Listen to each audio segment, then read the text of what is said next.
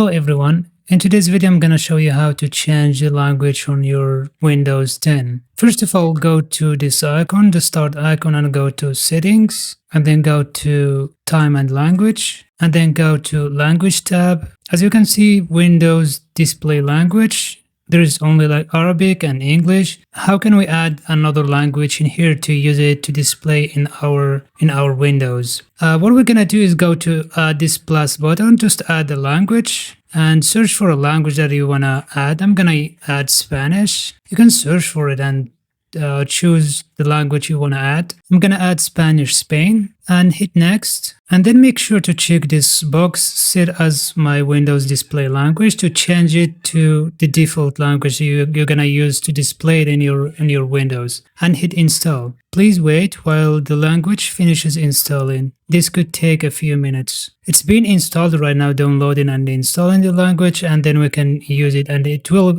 be appearing in here. Now it's downloading. And after it's finished downloading, you have to sign out and sign in again to your laptop, so it's gonna change the display language. As you can see right now, it's been using it here. Now we can use the language that we just installed in here. You can switch from English to Spanish, or you can add your own language as you want. After you choose in here in the Windows display language Spanish, now you have to sign out and sign in again. Just go to your profile and hit sign out. If I sign out, I will lose my recording, so I will do it after I stop recording. I will be back soon. As you can see, after signing out and signing in again, the language is changed. As you can see, if you go to settings, and if you find any problem, if you faced any issues changing the language and it's not changing, for example, in settings, just go again to time and language, and then language, and go here, configuration, and choose this one, configuration regional, and then choose